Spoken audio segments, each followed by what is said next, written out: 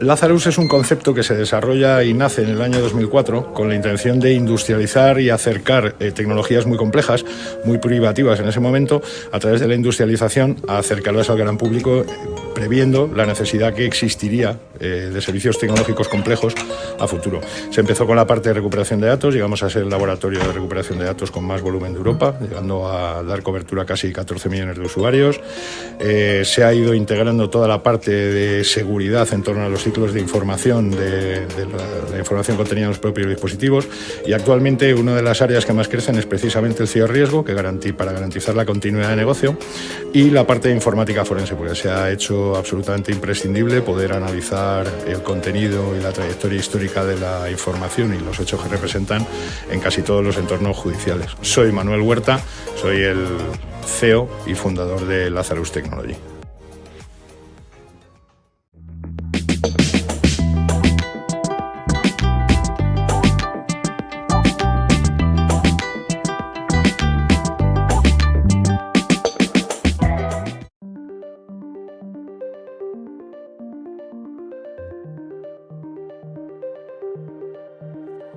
Every organization today is facing a myriad of threats, from malware to ransomware to data breaches. And businesses large and small are seeing this malicious activity materially impact their bottom lines. Organizations need to identify, track, and stop cyber threats rapidly, cutting through the noise to identify the threat, resolving it without delay. Flashpoint is the globally trusted leader in risk intelligence, with the analysts and technology to provide the most comprehensive coverage of threatening activity on the internet. We work with public and private organizations to get ahead of cybercriminals, immediately reducing their exposure, leading up to a 5 times ROI for businesses, and saving time and money across the board while protecting your reputation. Customers recommend us because we have better sources, better intelligence, driven by best-in-class analysts, bringing the intelligence community together for everyone's benefit. Our industry-leading software digs deep into the data to rapidly identify and remediate the most critical security risks. We're the best at what we do, giving your teams actionable data no matter what industry you're in. So whether you want to reduce fraud, increase your security team's productivity, or minimize data breaches, you can trust us to get the right data at the right time with the right context. Flashpoint, trusted experts, trusted partners, trusted intelligence. Is your company at risk? Flashpoint can help teams stay ahead of these threats. Sign up for a free trial today.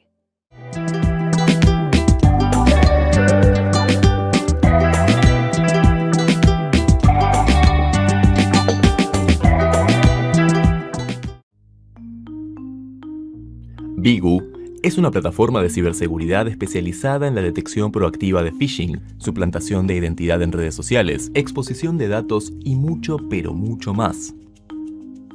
Ofrece un monitoreo de activos digitales en la red superficial, Deep y Dark Web, apoyándose en procesos automatizados e inteligencia artificial, que ayuda a tomar decisiones proactivas y evitar así que se materialicen estafas, fraudes y distintos tipos de ataques. Cuenta con la capacidad de otorgar una visibilidad completa, generar reportes claros y concisos en forma ágil y a un solo clic de distancia.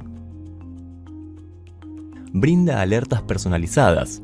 De este modo, a través de distintos canales, recibirás las notificaciones que creas relevantes en el momento en que se detecten, asignando una criticidad determinada y reduciendo notablemente posibles falsos positivos.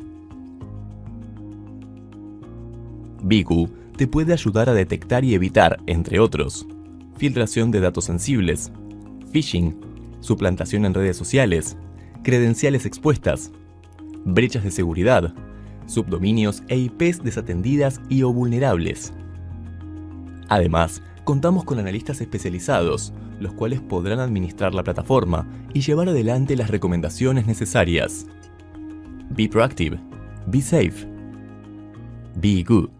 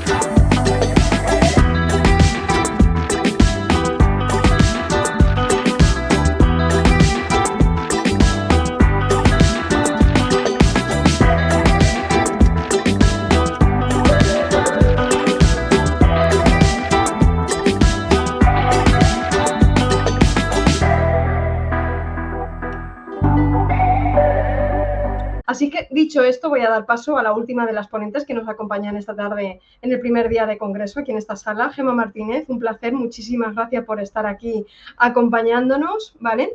Porque vamos a estar tratando contigo, entramos en ese terreno legal tan necesario, porque es una pata hiper necesaria, hablando de la multidisciplinaridad de los diferentes, ¿no?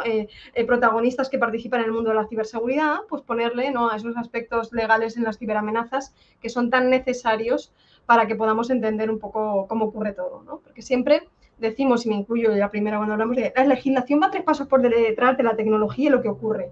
Sí, pero eso no quita que no haya... Que hay un escape, ¿no?, de muchas cosas, porque si no está regulado en unas cosas se puede coger a otra terminología para atarlo por ahí.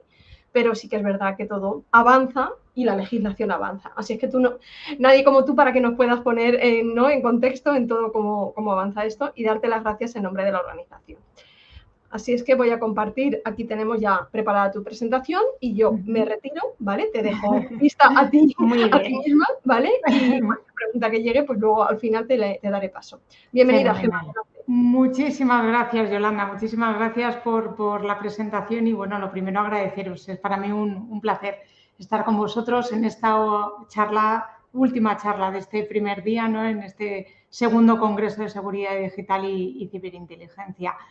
Es verdad, estaba además escuchando la mesa redonda de antes y hablaban de los de letras, de la transversalidad, de que es necesario, ¿no?, profesionales de los diferentes ámbitos. Y por eso yo voy a hablar de esa parte, como decías, Yolanda, de ciberlegal, ¿no?, para tratar un poco de complementar a la parte técnica informática y de ciberseguridad, de todas estas charlas, estas ponencias que estáis previendo para estos días, pues centrarme un poco en la aplicación del mundo jurídico a muchas de las conductas que se cometen en este ámbito de las nuevas tecnologías. Has citado, Yolanda, precisamente eso de que la legislación va muchas veces por detrás. Pues sí, lamentablemente, claro, no podemos estar, ¿no?, al día de los avances tecnológicos. Pero por eso es importante saber también un poco los aspectos legales de las ciberamenazas, los riesgos que existen en el ciberespacio y esas peculiaridades, ¿no? Voy, en principio, pues a exponer la influencia que ha tenido el derecho penal en la sociedad digital, las amenazas que podemos identificar actualmente en el ciberespacio y la respuesta penal. Además, bueno, haré un poquito de referencia también a la jurisdicción, competencia y persecución.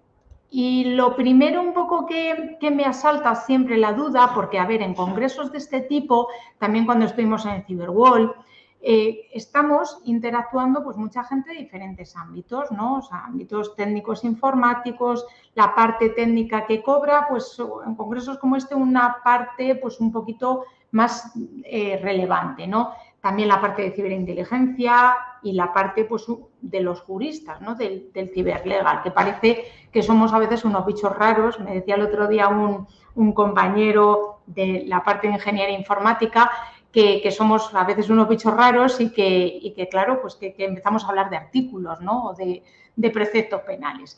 Bueno, pues creo que todos estos ámbitos multidisciplinarios son muy importantes de integrar. La ciberseguridad, la ciberinteligencia, la ciberdelincuencia van de la mano. Son materias en las que hay que colaborar y creo que sinceramente tenemos que enfocar pues congresos como este para complementarnos. No podemos vivir los unos sin los otros, ¿no? Técnicos de informática orientados a ciberseguridad para proteger los sistemas, para el análisis de las amenazas, para la prevención, la parte legal para conocer qué medidas pueden ser aplicadas a la investigación, a la determinación de la autoría criminal, a la sanción penal. El otro día este compañero de la Facultad de Ingeniería pues me decía que la importancia de los ingenieros informáticos que nos formen a los juristas, ¿no?, a jueces, a fiscales, abogados, sobre los aspectos técnicos. ¿Pero por qué? Porque yo tengo que saber cómo funciona un ataque de denegación de servicio, tengo que conocer cómo entra el hacker en un servidor de una empresa, cómo lleva a cabo una suplantación de identidad. Hoy, por ejemplo, estaba hablando con un compañero de ciberseguridad de una empresa para pedirle evidencias digitales de unos correos que se estaban enviando, ¿no? Y esa parte jurídica, pues a veces es difícil, ¿no?, hacérsela llegar o hacerle comprender a esa persona de ciberseguridad que me dice, Si tiene los correos de a él, digo, ya, pero es que el PDF no me sirve, necesito esas evidencias digitales y una pericial o una auditoría un poco más concreta, ¿no? Pero tengo que saber todo, o sea, cómo se entra a la dark web, cómo se hace distribución de pornografía infantil a través de Red Store, cómo se compra droga, cómo se borran los datos se roban los datos de la tarjeta aplicando cualquier técnica, y también tenemos que saber las medidas de investigación tecnológica.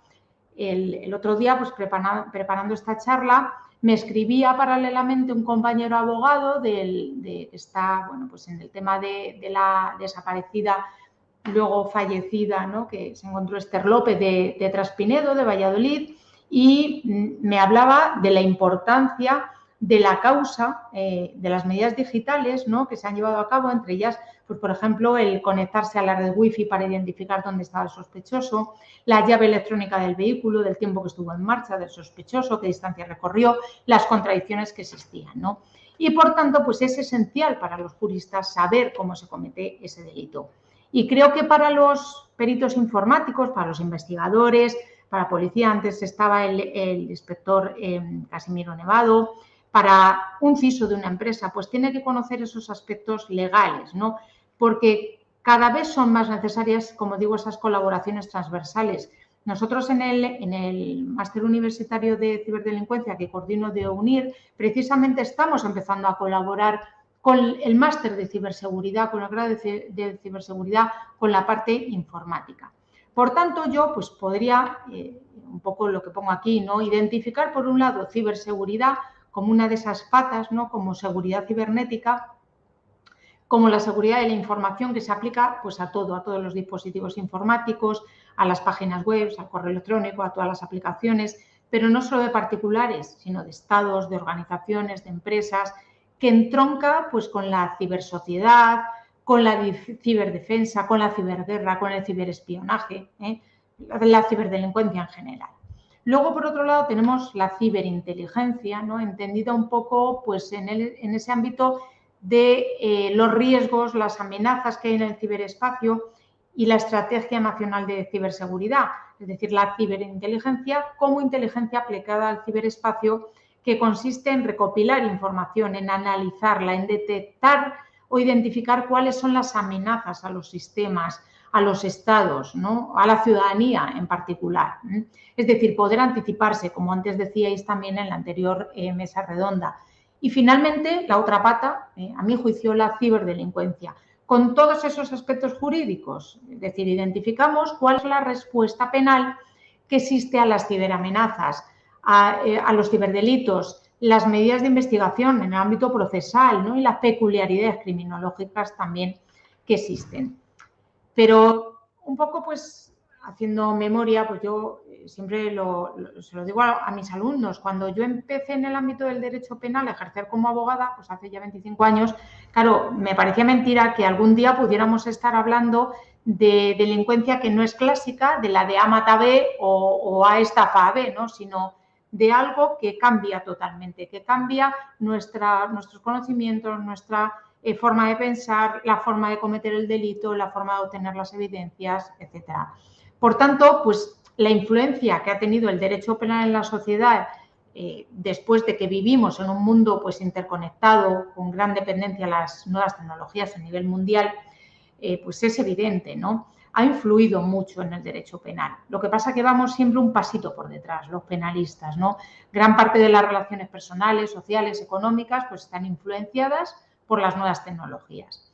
Cuando estamos adquiriendo productos online y me descargo aplicaciones piratas para ver todos los canales de Netflix, HBO, Movistar o revistas gratis, o cuando me meto en Twitter, redacto mensajes que pueden suponer pues injurias contra políticos, calumnias contra personas pues de determinadas empresas, o difundo contenidos íntimos. Hace unas semanas pues lo teníamos, ¿no?, un famoso que vio inundada a la red de sus vídeos realizando pues el acto sexual, o cuando se lanzan fake news, cuando conseguimos movilizar a una gran cantidad de población, o cuando a nivel particular cojo el móvil, por ejemplo, de mi hija, ¿no?, que es adolescente, y me meto en su WhatsApp para espiarlo, para ver si consigo pues saber un poco si realiza alguna actividad que no debe llevar a cabo, ¿no?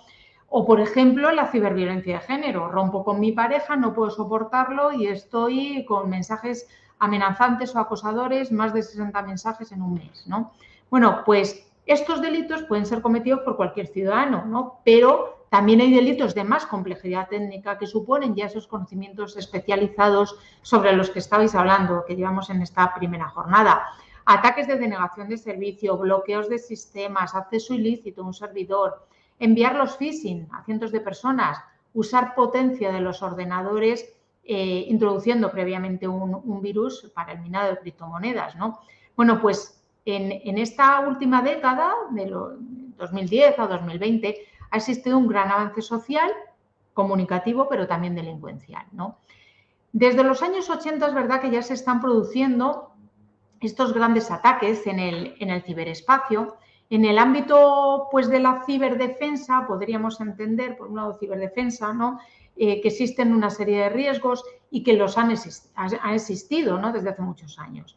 Por ejemplo, pues he puesto aquí varios: el ataque de Rusia contra Estonia en 2007 por la retirada del soldado soviético, ¿no? De la ciudad de Tallin. También, pues, un ataque de Rusia a Georgia en 2008 con ataques de denegación de servicio, que fue una antesala de la incursión militar, es decir, una guerra híbrida. También en 2010, cuando Israel, otro estado, pues ciberatacó el sistema nuclear iraní. Los ciberataques rusos a Ucrania, a compañías de electricidad, en 2016, por ejemplo, pues se produjo un apagón que hizo que casi 1,5 millones de personas se quedaran sin energía eléctrica. También en 2017 hubo otros ciberataques a infraestructuras críticas. Todos los que se han producido en el año 2022, desde que ha comenzado, antes de comenzar y desde que ha comenzado, ¿no?, la guerra de Rusia contra Ucrania. Con lo cual, en el ámbito de la ciberdefensa hay una serie de ciberamenazas a las que se tiene que poner nombre penal, ¿no? Luego, por otro lado, tenemos también el ámbito del hacktivismo o ataques un poco orientados con una finalidad de desestabilización política. Pues se produjeron en la época del confinamiento más duro, en 2020, en los peores meses, ¿no?, de la pandemia sanitaria, ataques ransomware a hospitales, que era lo que en ese momento, bueno, pues estamos todos con el corazón encogido, ¿no? Y en España, por ejemplo, el director adjunto operativo de la policía pues alertó de un ransomware en el que los médicos recibían correos con un virus para romper el sistema informático de los hospitales. Pero también se han producido ataques a infraestructuras críticas, a compañías multinacionales, no solo españolas, sino en el ámbito internacional. En España, por ejemplo, en 2020, a Mapfre, a Deslas, al SEPE en 2021, a Accenture, a MediaMarkt. No se sabe lo que han hecho con nuestros datos, con esos ataques, ¿no?, que se han producido. Y luego también tenemos el ciberespionaje. Es decir, hay estados, por ejemplo, en el ámbito también del disparadero de la vacuna del COVID-2019, pues prioridades. Los estados estaban poniendo a los laboratorios, a los centros de investigación, a las empresas farmacéuticas en el punto de mira, ¿no?, de esos grupos de ciberespionaje. Hubo intentos, por ejemplo, pues, de robar el contenido de la vacuna AstraZeneca antes de que saliera. Pero luego también, pues, el caso, por ejemplo, de la compañía SolarWinds, que fue, pues, un ataque en 2020 que sufrió esta compañía en los software que ofrecía a sus clientes, y esto, pues, tuvo múltiples derivadas, ¿no? Una de las más importantes fue, pues, incluso el acceso de los atacantes, aparte del código fuente, en la nube de Microsoft. Recuerdo también, pues, ataques a Google, no funcionaba el Gmail y este tipo de amenazas, ¿no?, que tenemos ahí. Y luego tenemos el ámbito de la ciberdelincuencia en general, que aquí, pues, podríamos identificar como amenaza, como lo más preocupante, el robo de información, el acceso a nuestros datos, ¿no?, al correo electrónico, para obtener documentación y luego cometer un fraude, para suplantar una identidad, para robar los datos, para robar nuestros datos y luego conseguir las contraseñas, por ejemplo, del banco, o utilizar nuestra tarjeta. Es decir, todo tipo de ataques graves, ¿no? Los ciberdelincuentes, es verdad que están aprovechando esas condiciones, ¿no? Las principales ciberamenazas en la época pues, de estos 2 últimos años, sobre todo al principio, eran campañas de desinformación, que se ha hablado de ellas también en una de las charlas que hemos tenido al principio de esta jornada, las técnicas de ingeniería social Y también pues cada vez un mayor uso de todas estas técnicas, incluso de inteligencia artificial, o sea, mayor sofisticación en todos los ataques ransomware, ataques a dispositivos, a sistemas, que son pues lo que conocemos coloquialmente como el Internet de las cosas, ¿no? He puesto aquí esta diapositiva porque creo que es muy visual. En diciembre de 2021 el Centro Criptológico Nacional pues publicó, como en otras ocasiones, un informe sobre ciberamenazas y sobre tendencias. Es decir, nos decía un poco que el final de la década que no iba a pasar solo a la historia por la crisis sanitaria global, ¿no? Sino porque 2020 fue el año en el que hubo más incidentes de ciberseguridad que nunca. La digitalización forzosa de los negocios, de los sistemas educativos, sanitarios, de las pymes, de las empresas, la proliferación de cambios en este tiempo récord, pues claro, hubo que luchar contra muchas oportunidades nuevas de negocio que se dieron para actuar los ciberdelincuentes. Pero no solo en el ámbito de los estados, como digo, sino de la sociedad en general, de los ciudadanos, ¿no? Es verdad que, claro, nos planteamos, sigue habiendo carteristas, sigue habiendo robos en el metro, sigue habiendo, ¿no?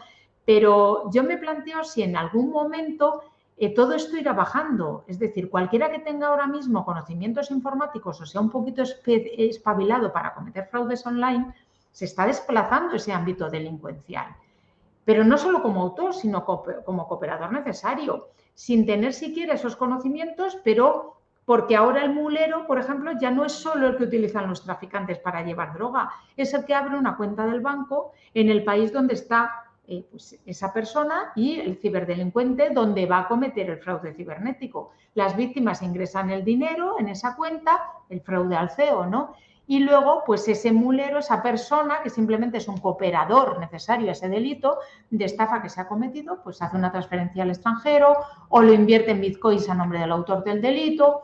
O como el otro día, por ejemplo, hace unas semanas venía al despacho un joven de 19 años que su compañero de piso pues, le había dicho que se descargara una aplicación con la que pasaban por sus manos transacciones económicas y cada vez que hacía una se quedaba con una pequeña comisión. Bueno, pues el chaval es que no sabía realmente ni que eso era delictivo. Lo hizo por ganar un dinero fácil y, claro, hasta que le detuvo, ¿no? La Guardia Civil en una operación de fraude, ¿no? Precisamente. Bueno, pues es un cooperador necesario. Se está desplazando el mundo delincuencial, como digo, al mundo de Internet.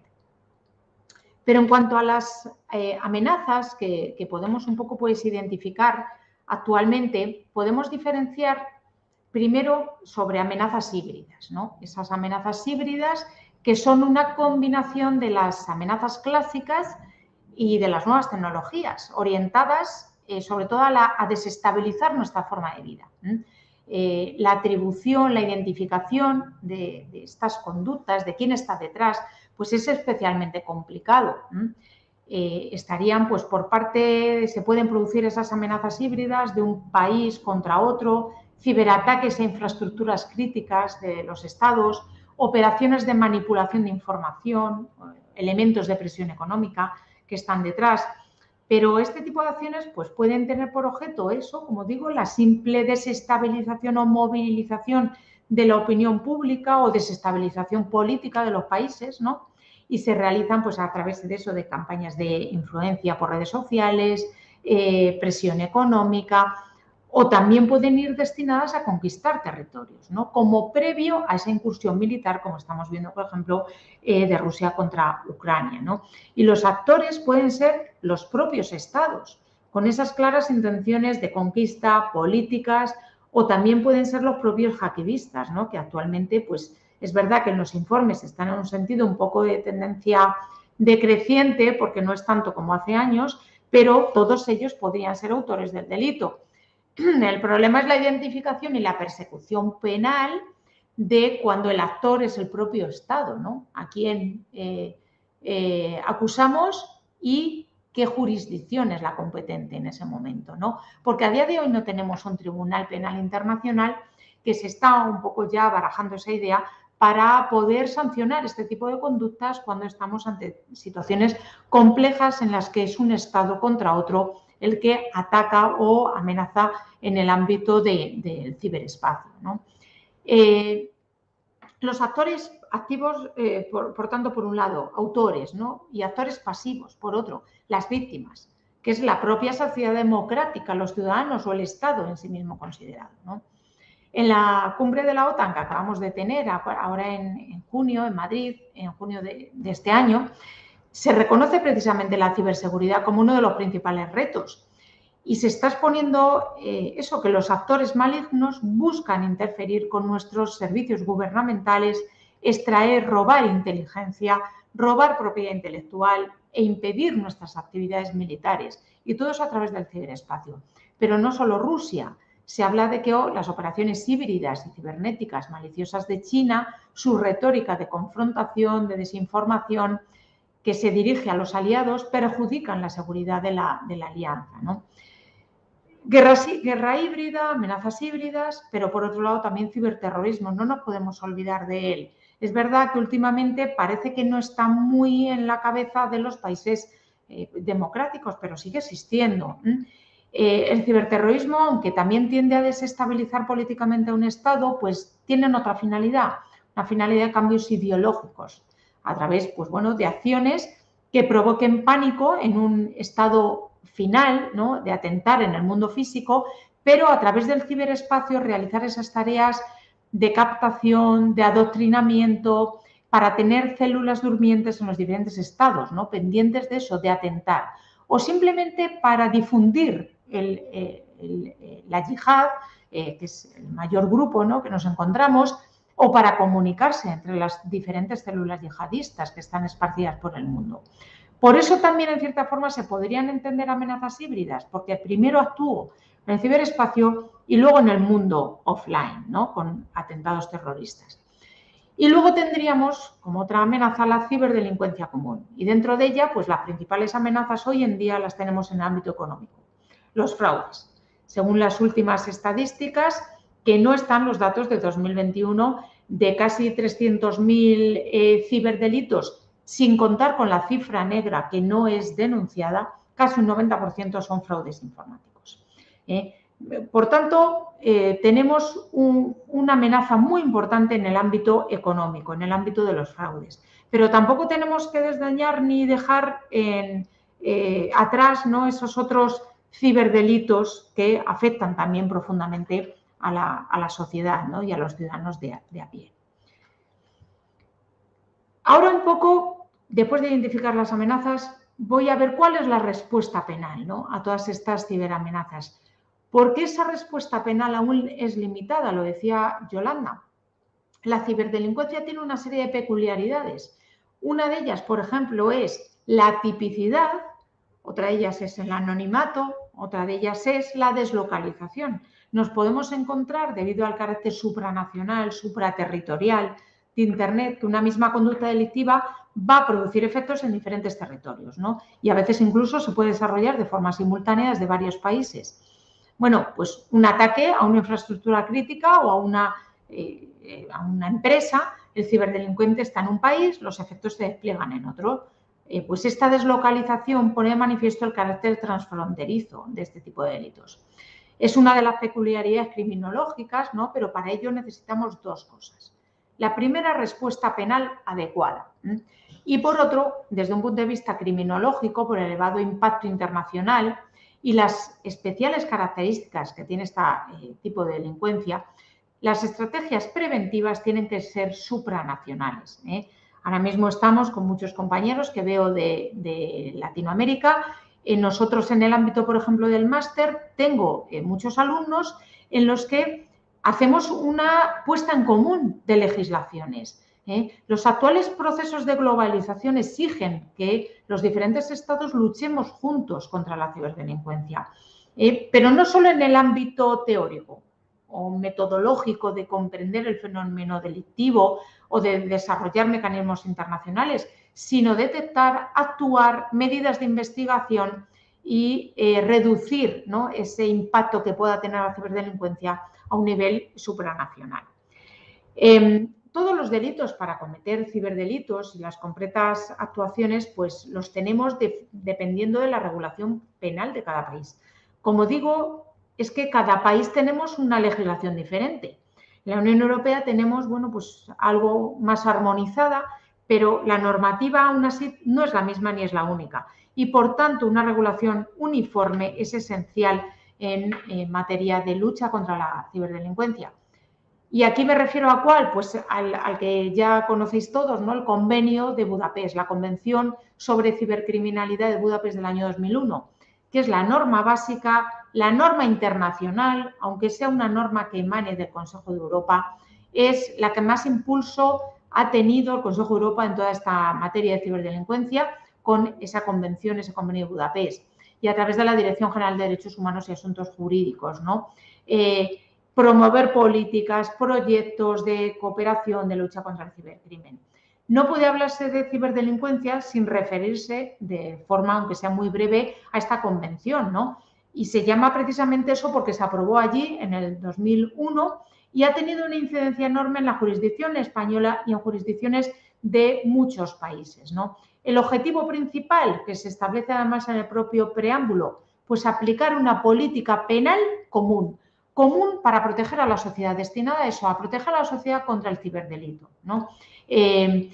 Sobre todo, pues, para adoptar una legislación que sea armonizada y fomentar la cooperación internacional en medidas de investigación. Este convenio no entra en vigor hasta el año 2004 y luego, pues, empezó a ser ratificado por los países muchos años después. Pues, en España, como sabéis, lo ratificó en el año 2010, 6 años para ratificarlo. Se produjo esto motivo que se produjera la primera modificación en el Código Penal en España en el año 2010 en materia de ciberdelitos. Luego tuvimos otra en el año 2015 que incorporaron pues, nuevas figuras delictivas para adaptar el Código Penal nuestro a las nuevas tecnologías, ¿no? Porque en derecho, y además en concreto en derecho penal, pues rige el principio de legalidad. Es un derecho fundamental que tenemos en el artículo 25 de nuestra Constitución, que tenemos en el Convenio Europeo de Derechos Humanos y en la Declaración Universal de Derechos Humanos, el principio de legalidad. No se puede sancionar ninguna conducta que no esté prevista previamente en la legislación. Por tanto, por ejemplo, antes de que se incorpora en el año 2010 el acceso ilícito a un servidor, esa conducta del hacker, que simplemente accedía pero no hacía nada más, no se podía castigar penalmente en España esa conducta. Si luego, aparte de introducirse en el sistema, cometía un fraude, pues entonces sí le podíamos a lo mejor castigar por estafa informática, ¿no? Pero no por el acceso. Bueno, pues aunque este convenio de Budapest no refleja en sí mismo delitos, sino conductas o bienes jurídicos a proteger, sí que nos sirve de apoyo, porque sienta unas ideas básicas. En el caso de la Unión Europea, luego lo tenemos complementado por directivos, pero en el caso de otros países tienen este convenio como guía. Y este convenio, de hecho, es que está ratificado por casi 70 países de todo el mundo a día de hoy, ¿no? Tiene 48 artículos y 4 capítulos. En el primero, pues nada más tiene uno referido a la terminología que se usa. El segundo lleva por título medidas que deberían incorporarse a nivel nacional y aquí habla tanto de elementos de derecho material, como procesal, es decir, datos, registro, jurisdicción, responsabilidad penal, tentativa, complicidad. Luego el tercero habla de la cooperación internacional y el cuarto, pues todo lo propio de un tratado internacional, adhesión, entrada en vigor, etc. El Consejo de Europa y la Comisión Europea, pues durante estos 21 años se han encargado de promover el acceso y ratificación pues, por parte de muchos países.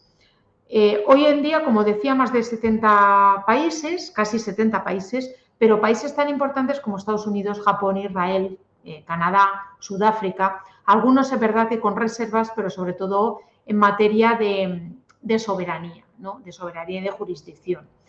Y de hecho el Consejo de Europa pues, está colaborando activamente con la Organización de Estados Americanos para promover que todos los países iberoamericanos, latinoamericanos, puedan utilizar este convenio como ley modelo para que luego lo incorporen dentro de sus códigos penales, de sus legislaciones penales.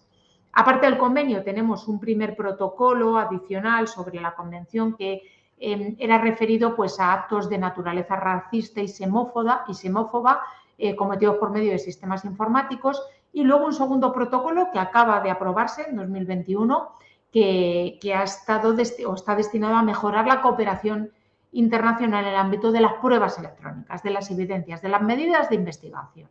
De hecho, se ha sacado ahora la firma en el mes de mayo y ha sido firmado ya pues, por 22 países entre los que están, pues como pongo aquí, ¿no? Chile, Colombia, Estados Unidos, Japón, Marruecos, y tiene por objeto mejorar esa cooperación internacional para que seamos más rápidos en la investigación criminal, más rápidos en la obtención de evidencias electrónicas, ¿no? De hecho, España está elaborando ya un documento para incorporarlo dentro de nuestra legislación procesal, de la Ley de Enjuiciamiento Criminal española, para fomentar estas medidas de investigación y cómo puede acudir, por ejemplo, pues, la policía aquí en España a jurisdicciones extranjeras, ¿no? Pero volviendo pues, a la respuesta penal de las ciberamenazas, el convenio incluye comportamientos, ¿no?, donde podemos integrar jurídicamente esas ciberamenazas. Esta era la idea, que luego pues, las legislaciones las iban incluyendo en las sucesivas reformas en un artículo o en otro, en un precepto o en otro, ¿no? Pero la idea era esa, identificar esos comportamientos. Porque a veces nos está costando ubicar los comportamientos, pero aún así una cosa hay que tener clara. Es que la amenaza cibernética, como forma de cometerse una conducta criminal, no siempre se identifica con un delito, con un precepto, con una norma penal concreta. Yo cuando pues, asisto a estas charlas, ¿no?, de la parte informática, de la parte de los técnicos de ciberseguridad, luego yo, claro, mi cabeza jurídica va a identificarlo a un delito en concreto. Pero es que hay veces que lo que se castiga es el resultado final causado, no el cómo se cause. Por ejemplo, pues no tenemos un delito que lo que castigue simplemente sea el crear un virus, sin más, o el introducir un virus que no cause ningún daño. Ahora voy un poco a intentar estructurar esos delitos. A veces estamos en concurso, hay varios delitos, ¿no?, que se cometen. Y luego me da igual quiénes sean los actores. En derecho penal los actores, como he dicho antes, son los autores del delito, pero la conducta delictiva es la misma, ya sea un Estado, como decía antes, el que está detrás de una amenaza persistente avanzada, de un ataque cibernético, una infraestructura crítica de otro país, de otro Estado, de una guerra híbrida, ¿no?, o el que cometa un ciberespionaje, o ya sea un particular que ataca a una empresa porque previamente pues, le ha pagado la competencia para que robe los datos de la compañía y lleve a cabo ese ciberespionaje, ¿no? Lo que se va a sancionar penalmente es el comportamiento y la norma penal que nos dice lo que es delito. Y según el convenio de Budapest, pues se distinguen tres grandes grupos. Comienzo por el primero, que se me va, que como digo, bueno, estos grandes grupos del convenio de Budapest, digo que tiene aspectos de carácter penal, pues se regula en los artículos 2 a 10, y el primer gran grupo es delitos contra la confidencialidad, integridad y disponibilidad de datos o sistemas informáticos. Es lo que en nuestro Código Penal en España lo recogemos como delitos de descubrimiento y revelación de secretos y delitos de daños. En esta primera clasificación o grupo del Convenio de Budapest, a nivel internacional, pues se recogen conductas como, por ejemplo, el acceso ilícito, ese que decía que se ha introducido en el año 2010, el acceder a un sistema sin autorización. En España lo tenemos en el artículo 197 bis, se traspuso una directiva en el año 2010 del año 2015, pero que hacía referencia a este gran grupo del Convenio de Budapest. Y consiste en acceder a un sistema sin autorización, vulnerando medidas de seguridad, el acceso a datos, a programas informáticos, a contenidos, aparte del sistema, pero también simplemente acceder sin hacer nada más, ¿no?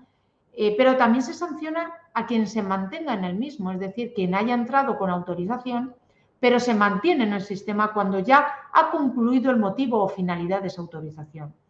El técnico de informática de una pyme, ¿no?, que le contrata, se mantiene, después de haber hecho las labores de mantenimiento, se mantiene ahí, pues porque es una empresa que sabe, bueno, pues que quiere llevar a cabo algún tipo de sistema y quiere cotillear al técnico de informática. O, por ejemplo, nosotros en el despacho de abogados llevamos pues, a veces causas conocidas, ¿no?, en el ámbito judicial, de Audiencia Nacional o grandes macroprocesos.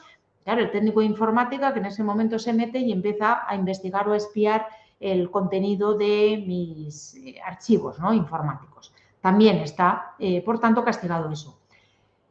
La amenaza persistente avanzada no pasaría de este delito, lo que conocemos como amenaza persistente avanzada. No puede sancionarse como un delito más grave, porque se limita a acceder a un sistema y a lo sumo a robar los datos sin causar daños. A ver, somos conscientes de que la actividad de estos grupos pues cada vez está siendo mayor y se ha indicado como una de las grandes ciberamenazas en ese informe que decía el Centro Criptológico Nacional, esas campañas, ¿no? El robo de información. Bueno, pues como la acción consiste en ataque continuado que utiliza unas técnicas de hackeo continuo que son clandestinas para avanzar, para entrar en el sistema, para acceder, para quedarse ahí durante un tiempo prolongado, si simplemente se produce el acceso, se castigaría como acceso ilícito, con independencia de la técnica de entrada. Me da lo mismo que sea una vulnerabilidad de un empleado, que pincha en el link de un correo y se descarga el ransomware. O me da lo mismo que haya sido el hacker el que ha entrado a través de cualquier otra técnica o vulnerabilidad, ¿no? Después, si lo que se produce es un robo de información, lo que estaría es ampliando el delito contra la intimidad, un descubrimiento y revelación de secretos. He robado datos, he robado información, he descubierto secretos. Y si ya son secretos de empresa, pues también entraría este delito que tenemos específico de descubrimiento y revelación de secretos de empresa, del artículo 278. Pero que tampoco tiene que ser un delito específico cuando se comete por Internet, es decir, se castiga igual el empleado que entra en las instalaciones físicas y fotocopia información sensible que el empleado que graba esa información, obtiene esa información o el hacker que obtiene esa información a través de este acceso ilícito. El Código Penal no diferencia, no identifica más grave una conducta que otra, cosa que estamos diciendo, ¿no?, los autores, los investigadores, que no debería ser así, que este tipo de ataques se tendrían que castigar de una forma más agravada, ¿no? Bueno, y si luego se produce después de ese hackeo, de ese acceso, el bloqueo del sistema, los daños, pues pasaríamos a castigar por el delito de daños informáticos, que ahora me voy a referir a él. Fijaros qué curioso que en el Código Penal, si la amenaza persistente proviene de otro país, para descubrir, por ejemplo, secretos relativos a la defensa nacional, pues qué curioso que no tenemos un delito específico que lo sancione. Si os vais al Código Penal español, los artículos 578 y siguientes, no se encuentra ubicado dentro de los delitos relativos a la defensa nacional ninguno de estos artículos, con lo cual lo que decía Yolanda, aquí tenemos una prueba. No, la legislación va por detrás, ¿no? Solo se castiga pues al español que con propósito de favorecer a una potencia extranjera se procure, inutilice, revele información clasificada, pero no al Estado extranjero que accede, ¿no? Bueno, pues tendríamos que castigar simplemente al Estado extranjero por este acceso ilícito. Luego tenemos en el convenio también la interceptación ilícita, no de comunicaciones, sino de datos, ojo, que es diferente. Una cosa es acceder al sistema, otra interceptar, pero que no sea una comunicación personal, porque si es una comunicación personal se castigaría como el delito básico que tenemos de descubrimiento y revelación de secretos, como cuando yo grabo una conversación con alguien, ¿no? Utilizar artificios, instrumentos técnicos de escucha sin estar autorizado, interceptar transmisiones no públicas de datos informáticos que se produzcan en el sistema de información, es decir, todo lo que sean datos, se va a sancionar por este artículo específico, ¿no?, que tenemos dentro del 197 bis. Lo que protege todo este elenco de delitos al final son las comunicaciones y son los datos de esas comunicaciones. Pero luego los abogados a veces nos volvemos locos, ¿no?, a saber cómo identificar o cómo castigar conductas que parece que se cometen en general, se están cometiendo todos los artículos de descubrimiento y revelación de secretos del Código Penal, ¿no? Luego tenemos el ataque a la integridad de los datos, ¿no?, que estos son los que se producen también en muchas ocasiones. El 264 y 264 bis de nuestro Código Penal, los daños informáticos.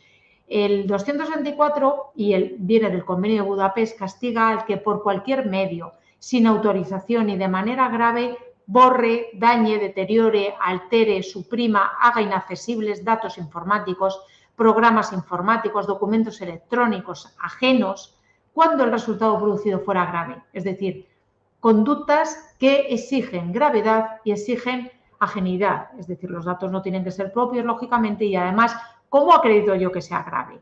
Pues claro, tenemos que acudir a las correspondientes periciales, que a veces es también pues, muy complejo, ¿no? Cuando afecten, por ejemplo, a una infraestructura crítica, pues ya se entiende que es grave, ¿no? Y además hay incluso una agravación en el Código Penal precisamente porque se entiende que en supuestos de servicios públicos esenciales que afecten a bienes de primera necesidad, a infraestructuras críticas, por ejemplo, cuando se intenta romper la cadena de suministro de un país, pues todo eso tiene una pena pues, que puede llegar hasta los 5 años de prisión, ¿no? Y luego también tenemos, dentro de estos daños informáticos, los ataques a la integridad del sistema en el 264 bis, que está a la orden del día, es el bloqueo del sistema a través del ransomware, utilizando, pues, utilizando cualquier tipo de virus, obstaculizando, interrumpiendo el funcionamiento del sistema. Los métodos de comisión, pues cualquiera de las formas que pongo aquí, realizando alguna de las conductas de alterar, dañar, introduciendo, transmitiendo datos, destruyendo, dañando, inutilizando. Y luego también se sanciona incluso el adquirir, el producir, el facilitar un programa, una contraseña destinada específicamente a cometer estos delitos.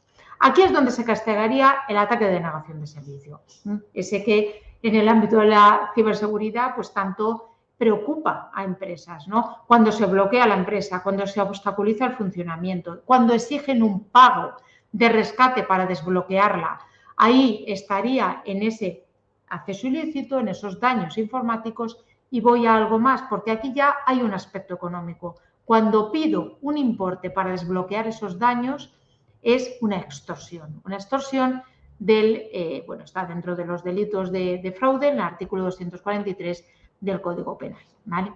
Bueno, aparte de esto tenemos también en esta primera parte el abuso de dispositivos, en el 197 ter, lo tenemos identificado dentro de nuestro Código Penal. El que adquiera para su uso, produzca, facilite a terceros para cometer cualquiera de estos delitos, programas, contraseñas. No solo los daños informáticos, sino también para el hackeo, para el robar las transferencias de datos. Primer bloque y segundo bloque. Segundo bloque, en el Convenio de Budapest, que tenemos lo que se denominan delitos informáticos. Esta clasificación hace el Convenio de Budapest, obviamente aquí en España y casi en el ámbito internacional, delitos informáticos son muchos más que los que refleja aquí el convenio. Pero aquí, bueno, pues refleja dos, la falsificación y el fraude informático.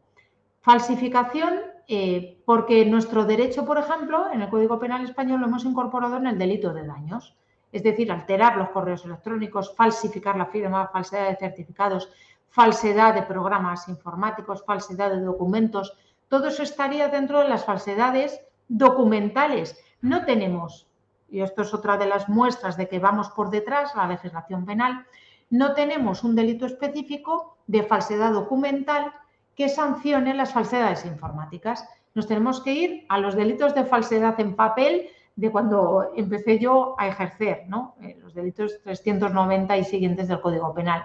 No tenemos tipos penales específicos y tampoco debería ser así. Tenemos que tener tipos agravados porque la forma a través de la cual se falsifica un documento electrónico, se falsifica pues todo tipo de certificados, se falsifica una firma en un documento electrónico, pues se falsifican las notas, por ejemplo, que pongo yo a mis alumnos ahora que estamos ya al final del periodo académico.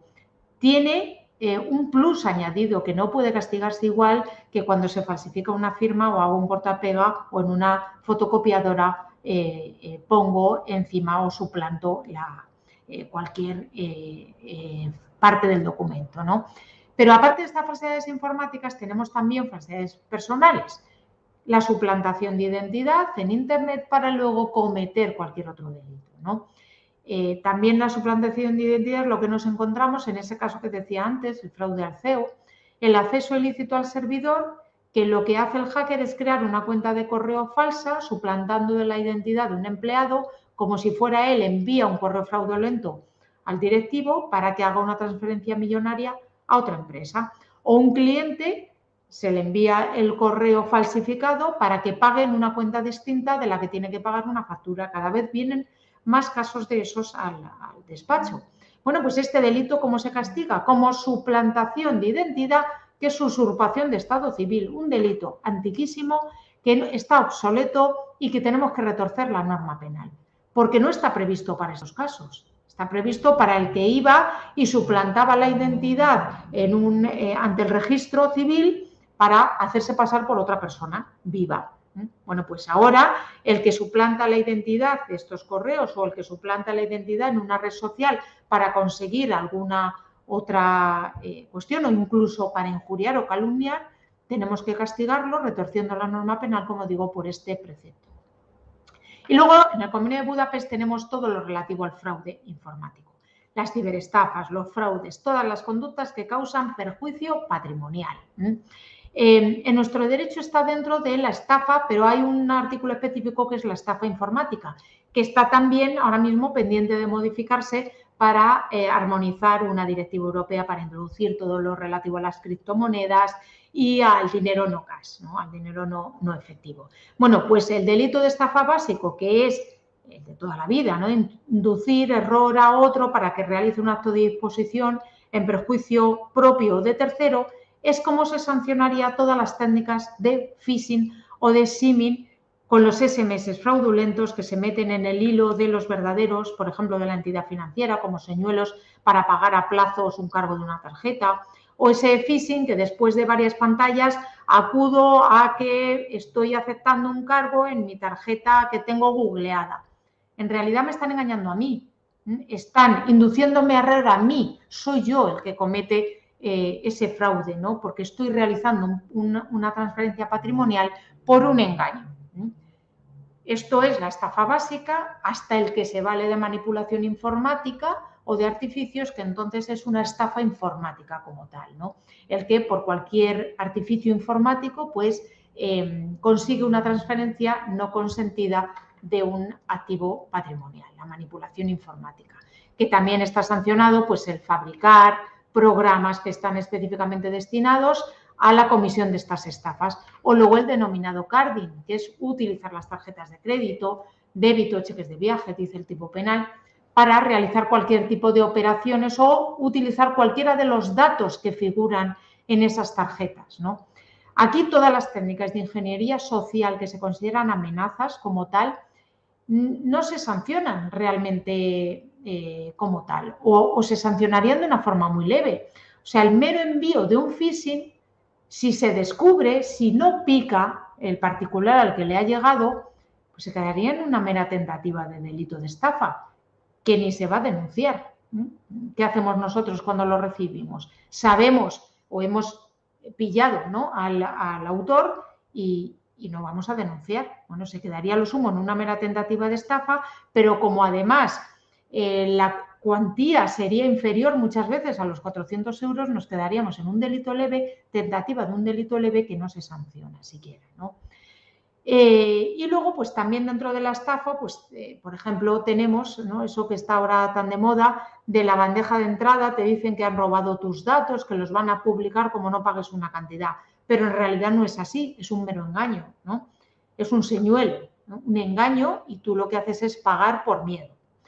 Y luego se distinguen de los casos reales en los que realmente sí que te han robado esos datos, esa información, esas fotografías, información fiscal de clientes relevantes de un despacho, un asunto que tuvimos nosotros en el que luego le extorsionaban para recuperarlo, ¿no?, para recuperar esos datos y para que no los publicaran, porque era, bueno, pues tenía como clientes a gente relevante. Pues nuevamente se castigaría por esa extorsión que decía antes. Antes simplemente lo cifraban, ¿no? Cifraban estos datos y constituía pues un delito de descubrimiento y revelación de secretos. Luego, si acaso, una extorsión al pedir el rescate, pero ahora, además de sustraer los datos y amenazar a las víctimas con hacerlos públicos, el problema es que lo difunden muchas veces a través de la dark web, ¿no? Esas tarjetas, esos números de las tarjetas aparecen pues publicados, y por un módico precio pues hay gente que los compre y resulta que luego nos encontramos con un cargo de la tarjeta que se ha hecho en Finlandia, o a través de Amazon en cualquier otro país en el que, bueno, pues no hemos estado, ¿no?, lógicamente. Bueno, pues aparte, si te amenazan, pues estaremos ante otro delito, el delito de amenazas, ¿no?, que es básico también. Tampoco hay un delito específico de amenazas informáticas, pero sería pues aquellos casos en los que te pueden afectar a la fama, al crédito, al interés, te amenazan con publicar esos datos que han robado previamente. Y luego, pues, a su vez, tenemos también, aunque no están en el convenio, otros delitos informáticos que son, por ejemplo, pues delitos contra el honor en el ámbito informático, esas injurias, esas calumnias, en el ámbito de Twitter, en redes sociales, que cada vez nos encontramos más con ellas, conductas además muy heterogéneas, o grabaciones de palizas y otros hechos delictivos que posteriormente se difunden, que pueden incluso constituir delitos de provocación al odio o de malos tratos o ciberviolencia de género o un trato degradante, ¿no? O también esos delitos contra los derechos fundamentales o libertades públicas, como digo, en el ámbito de la provocación al odio, ¿no? Por ejemplo, pues tenemos casos de cantantes, el cantante Pablo Hasél, el grupo Defcon 2, Cassandra, es decir, se les ha juzgado por difundir mensajes de odio contra colectivos vulnerables, aparte de enaltecimiento del terrorismo. Luego también tenemos otros delitos, ciberblanqueo de capitales, delitos contra la intimidad, por ejemplo, el sexting, que es publicar, difundir contenido íntimo que previamente se ha obtenido con el consentimiento de la persona, de la víctima, pero que se difunde sin esa autorización. Ese caso que decía de este famoso hace unas semanas que estaba difundiéndose el vídeo, ¿no?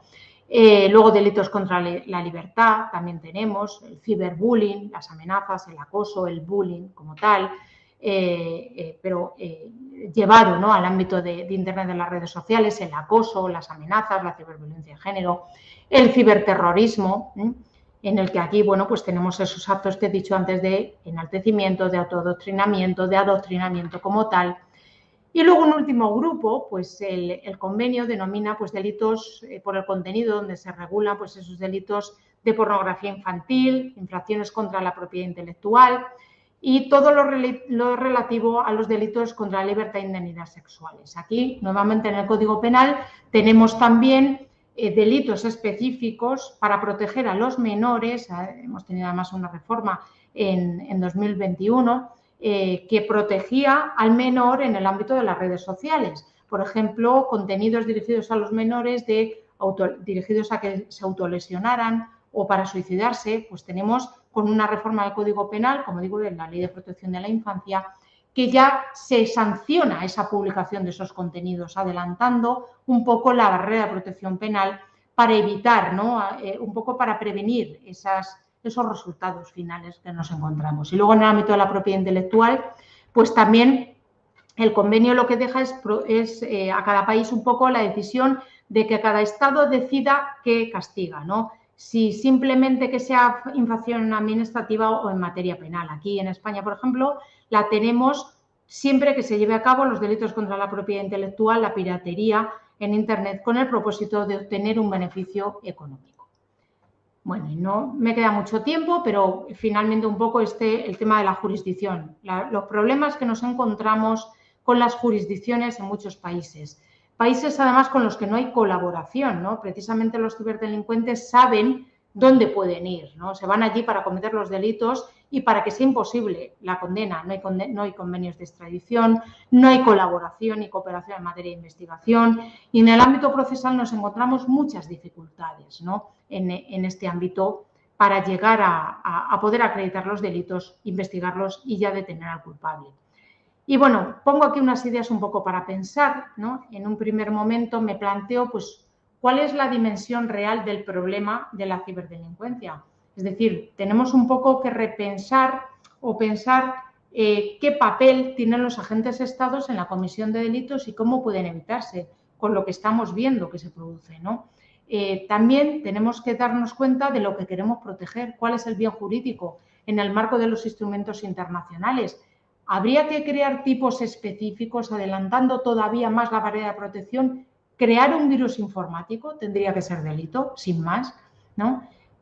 ¿Podemos estar ante un nuevo bien jurídico protegido que fuera simplemente la seguridad informática? Esto me lo planteo un poco, ¿no?, viendo cómo protegemos los datos, la privacidad informática, el patrimonio informático, porque a día de hoy no tenemos delitos que castiguen los riesgos a la seguridad digital como tal, ¿no? Tendríamos que plantearnos también pues, que aún hay comportamientos delictivos que se sancionan con muy poca pena en comparación con el grave riesgo que suponen y la grave amenaza y los graves perjuicios, ¿no?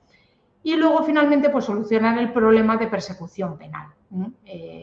Pero para ello, claro, tenemos que partir de la gobernanza global en este ámbito, ¿no?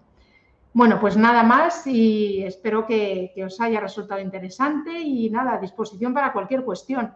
Que como es la última ponencia, por mí nos podemos quedar charlando hasta cuando queráis.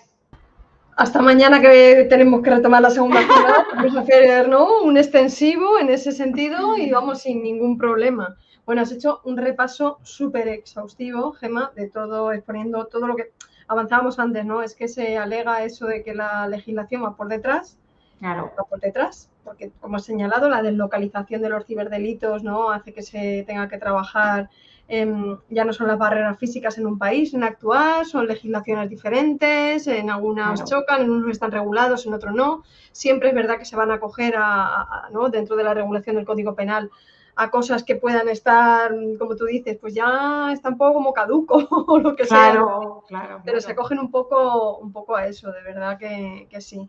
Ya están diciendo, impresionante, ¿no? Desde el chat estaban diciendo la retaíla de cosas que estabas comentando. Sí, yo iba apuntándome, ¿no? Pues has dicho en los varios delitos, ¿no?, en los que se trabaja dentro del Convenio de Budapest, ¿no?, agrupados en las 3 grandes categorías, será la de delitos contra la confidencialidad, integridad, disponibilidad, delitos informáticos y delitos por contenido, ¿vale? En ese sentido de lo que has hecho. A falta de que preguntéis alguna cosa, que preguntar, que es vuestro momento para poderlo, porque luego cuando se ven, ahora es el momento.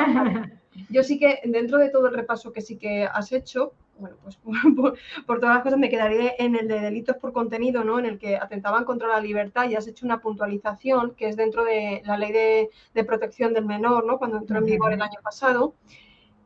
Según he querido entender, y es así, porque se decía mucho antes, ¿no?, que se iba a atajar a todo ese contenido dañino y lesivo, especialmente hacia menores de edad, que pueden inducir autolesiones, trastornos de conducta alimentaria, todo ese tipo de cosas. Claro. ¿Cómo es a falta de preguntar, cómo es ese desarrollo? Porque es un tema en el que yo en formaciones insisto mucho para poder detectar tempranamente todo lo que lleva a estas comunidades que a veces se desconocen, ¿no? Comunidades AN, ProAna, ProMía, ProAlisa, todo ese tipo de terminologías que quienes toca familias, profesorado, les cuesta entender. ¿Cómo se ha dado ese paso? Jope, pues a ver, ese paso se ha dado en un ámbito multidisciplinar. O sea, tenemos colegios, que en los colegios es obligatorio en la Ley de Protección de la Infancia. Yo llevaba diciéndolo muchos años, ¿eh? Sí. Yo tengo dos hijas adolescentes y es que lo veía venir. Claro, porque yo tenía una formación mía. Claro, concreto, obviamente, es que predicamos en desierto hace mucho tiempo. Pero es que es esencial, pero es que ha empezado ahora. Es que es esencial que todos a partir de primero de la ESO, de 12 años, tengan educación digital. Total. Y no solo, y fíjate, yo hago más en las charlas que doy sobre el tema de la ciberdelincuencia en los adolescentes.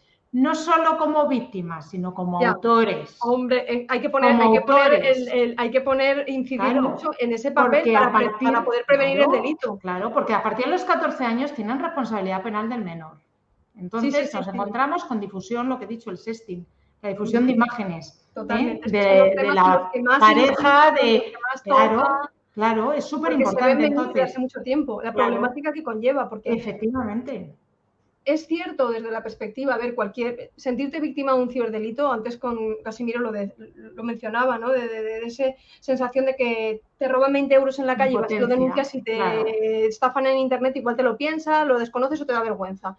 Pero a eso unimos que a lo mejor eres víctima de una estafa y bueno, pero eres víctima de la difusión de un contenido íntimo, de una amenaza, de una persona que te está, ¿no?, acosando.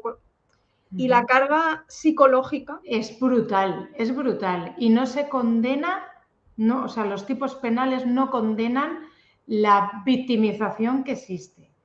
Y te lo digo porque Sí, yo, sí, que llevo a muchas víctimas, sí. es No lamentable, se repara ese daño, sinceramente. porque no se Sí, repara, no ese se miedo repara. a denunciar, no Claro, van a conseguir nada, encima voy a claro, revivir todo esto, el sentirse claro, la culpabilidad por parte de la sociedad hacia la víctima, todo ese tipo de claro. cosas. O sea Los que, años que tardan los procedimientos penales, la dificultad a veces que tiene el exacto. localizar al autor, y estás durante Sí, sí, mucho yo, tiempo yo he así. remarcado de las cosas que tú has dicho, de que hay que actuar de manera más rápido en investigación policial y en la Claro, obtención de evidencias tecnológicas. 1 hora, claro. 5 horas en Internet es un mundo. Lo que antes 5 Son horas en la investigación de esenciales, no claro, digo que no, se pueden claro. borrar pruebas y evidencias, pero a lo mejor no sé. Claro. Y ya no solo eso, que hay veces que se borra y cuando llega el abogado, es que me ha pasado hoy, antes, hablando con un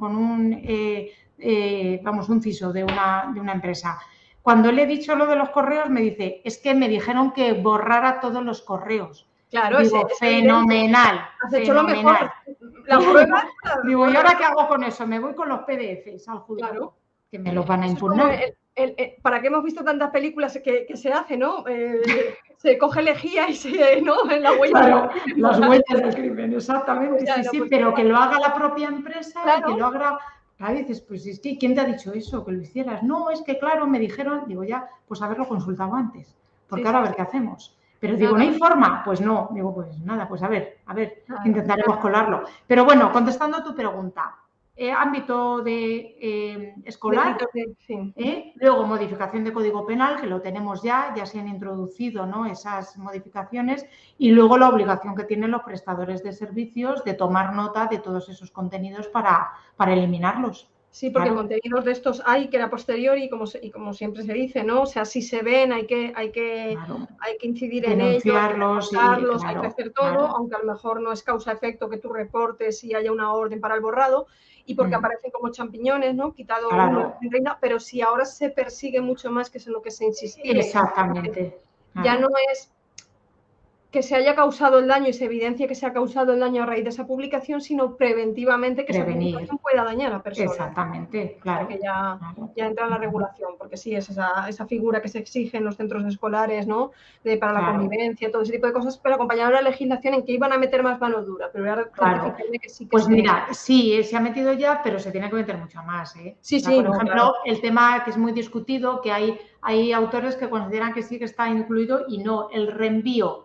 El reenvío de toda esa gente que, bueno, el vídeo al que he hecho referencia, claro, lo quitaron, o sea, el que lo difundió en un principio lo quitó ya, efectivamente, pero esos reenvíos ya es Claro. imposible de parar. Tú estás reenviando un contenido que sabes que es privado. Exacto, sí, A sí, la no, y legislación siempre penal incidir, debería también castigar eso, aunque fuera de una forma muy leve, pero sí, castigar. incidir en el cuidado cuando estés en un grupo que se esté difundiendo esta imagen, que no culpa simplemente quien lo está mandando, sino que estáis todos ahí, callar, hacer grande a la cosa, o no, a la persona que está Exactamente, infringiendo el claro, daño, no eso, y que os podéis ver salpicados en un delito. Ya claro. como estaba indicando Pablo Fernández, dice formación de magistrados. O sea, Exacto, es que sí, muy importante, porque luego vamos a solicitar esas pruebas o esas medidas de investigación y muchas veces te dicen que bueno, que no, que son desproporcionadas. Digo, no, oiga, si es que es la única forma, ¿no? Y para las periciales informáticas también, que a veces sí, notas entender mucha... que se ha avanzado mucho, obviamente, pero como estamos insistiendo que la ciberseguridad es multidisciplinar, es en el punto de partida en el que si luego van a ser, ¿no?, esos fiscales, abogados, jueces que tienen que entender esta terminología, no se Exacto. pide a nivel técnico de saber exactamente todo, pero sí tener una básica formación para que no te quedes un poco, ¿no?, cuando te dicen, pues un peritaje, no sé cuánto, no sé menos, ha hecho una prueba de no sé cuánto, Claro. tal, ¿sabes? O sea, No, y preguntar, como yo he estado, que preguntan cosas que no es así, que no son correctas. O sea, claro, si no lo entiende el propio magistrado, que es el que tiene que decidir. Sí, Pues, la pedagogía y llevarlo a un lenguaje dentro del ámbito jurídico, fácil. que ya de por sí es un lenguaje que ya es un poco enrevesado, complicado, o lo que lleva. Si encima no lo intentas llevar a un lenguaje sencillo para entender estas cosas, se puede formar ahí un bucle que es infinito. Bueno, pues parece que la gente que está siguiendo creo que ha estado tomando muy buena nota, como he hecho yo con todo lo de los delitos, porque es un tema que obviamente nos interesa a todos, más o menos. Claro. No hay que esperar nunca a ser víctima no hay que esperar nunca a decirle a la gente cuidado que te va a pasar, sino darle armas, tanto a Herramientas quien para puede ser prevenir. una posible víctima, que somos todos, porque todos estamos en esa diana, como hacerle ver a quien pueda tener esa tentación de convertirse en quien está provocando ese daño a múltiples niveles. O sea, esa Exacto. parte siempre es una labor que a veces que se olvida, porque no hay víctimas y no hay agresores y no hay personas que te lo hacen pasar mal, que difunden, que todo ese tipo de cosas. Así es que, bueno, Gemma, en nombre de la organización quiero darte las gracias. Repites, o sea, creo que hoy... Mañana. ¿no? Mañana con Víctor, sí, sí. Mañana tenéis una charla conjunta con Víctor también, ¿vale? Entonces, te tendremos otra vez aquí, pero independientemente de eso, darte las gracias ya por haber participado y por lo exhaustivo que ha sido. Gracias a vosotros, de verdad. Muchísimas gracias. Ha sido un placer. Bueno, Gemma, pues nos vemos. A ti te emplazo porque nos vamos a ver mañana. A la gente que está ahí, pues también. Venga, muchísimas gracias.